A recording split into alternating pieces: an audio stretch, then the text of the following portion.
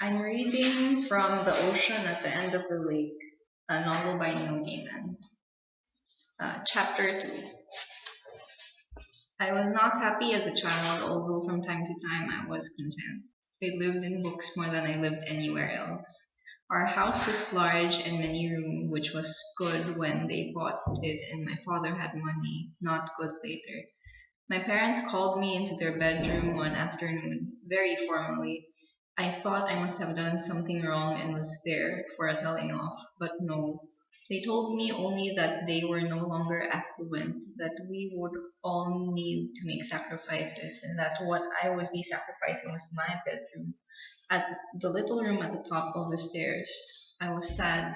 My bedroom had a little tiny yellow wash bin they had put in for me, just my size. The room was above the kitchen, and immediately up the stairs from the television room, so at night I could hear the comforting buzz of adult conversation coming from below through my half open door, and I did not feel alone.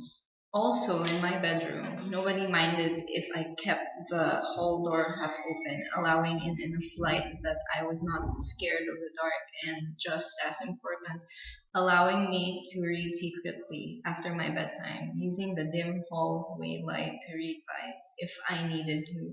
I always needed to. Exiled to my little sister's huge bedroom, I was not heartbroken. There were already three beds in there, and I took the bed by the window. I loved that I could climb out of that bedroom window onto the long brick balcony, that I could sleep with my window open and feel the wind and rain on my face. But we argued, my sister and I, argued about everything. She liked to sleep with the door to the hall closed, and the immediate arguments about whether the bedroom door should be open or shut were summarily resolved by my mother writing a chart that hung on the back of the door, showing that alternate nights were mine or my sister's. Each night I was content or I was terrified, depending on whether the door was open or closed. My former bedroom at the top of the stairs was let out, and a variety of people passed through it. I viewed them all with suspicion. They were sleeping in my bedroom, using my little yellow basin that was just the right size for me. There had been a fat Australian lady who told us she could leave her head and walk around the ceiling, an architectural student from New Zealand, an American couple whom my mother, scandalized, made me leave when she discovered they were not actually married. And now there was the opal miner. He was South African, although he had made his money mining for opals in Australia. He gave my sister and me an opal each, a rough black rock with green, blue, red fire in it. My sister liked him for this and treasured her opal stone. I could not forgive him for the death of my kitten. It was the first day of the spring holidays, 3 weeks of no school. I woke early, thrilled by the prospect of endless days to fill however I wished. I would read, I would explore. I pulled on my shorts, my t-shirt, my sandals. I went downstairs to the kitchen. My father was cooking while my mother slept in. He was wearing his dressing gown over his pajamas. He often cooked breakfast on Saturdays. I said, "Dad, where's my comic?" He always bought me a copy of Smash before he drove home from work on Fridays, and I would read it on Saturday mornings. In the back of the car, "Do you want toast?" "Yes," I said, "but not burnt." My father did not like toasters. He toasted bread under the grill, and usually he burned it. I went outside into the drive. I looked around. I went back into the house, pushed the kitchen door, went in. I liked the kitchen door. It swung both ways, in and out, so servants 60 years ago would be able to walk in or out with their arms laden with dishes empty or full. "Dad, where's the car?" "In the drive." "No, it isn't." "What?" The telephone rang and my father went out into the hall where the phone was to answer it. I heard him talking to someone. The toast began to smoke under the grill. I got up on a chair and turned the grill off.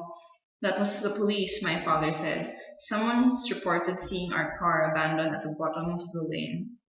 I said I hadn't even reported it stolen yet. Right. We can head down now, meet them there. Toast. He pulled the pan out from beneath the grill. The toast was smoking and blackened on one side. Is my comic there? Or did they steal it? I don't know. The police didn't mention your comic. My father put peanut butter on the burnt side of each piece of toast, replaced his dressing gown with a coat worn over his pajamas, put on a pair of shoes, and we walked down the lane together. He munched his toast as we walked. I held my toast and did not eat it. We walked for perhaps 5 minutes down the narrow lane which ran through fields on each side when a police car came up behind us. It slowed and the driver greeted my father by name. I hid my piece of burnt toast behind my back while my father talked to the policeman. I wish my family would buy normal sliced white bread, the kind that didn't went into toasters like every other family I knew. My father had found a local baker's shop where they made thick loaves of heavy brown bread. He insisted on buying them. He said they tasted better, which was, to my mind, nonsense. Proper bread was white and pre-sliced and tasted like almost nothing. That was the point. The driver of the police car got out, opened the passenger door, told me to get in. My father rode up front beside the driver. The police car went slowly down the lane.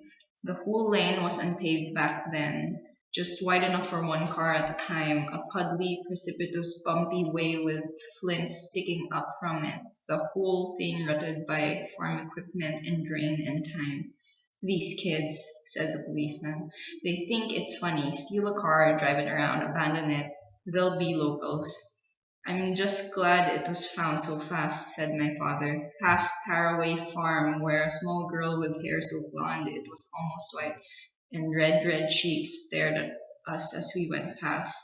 I held my piece of burnt toast on my lap. Funny them leaving it down there though, said the policeman, because it's a long walk back to anywhere from here. We passed a bend in the lane and saw the white Mini over on the side in front of a gate leading into a field, tires sunk deep in brown mud.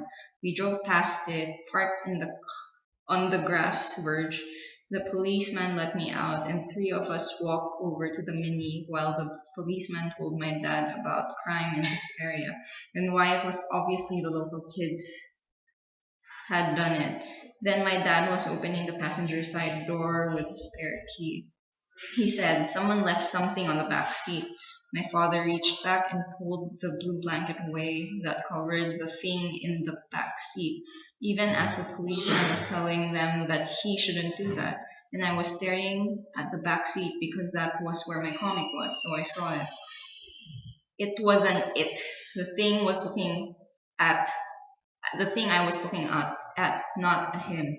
Although I was an imaginative child prone to nightmares, I had persuaded my parents to take me to Madame Tussauds waxworks in London when I was 6 because I wanted to visit the Chamber of Horrors, expecting the movie monster Chamber of Horrors I'd read about in my comics. I had wanted to thrill to waxworks of Dracula and Frankenstein's monster and the Wolfman.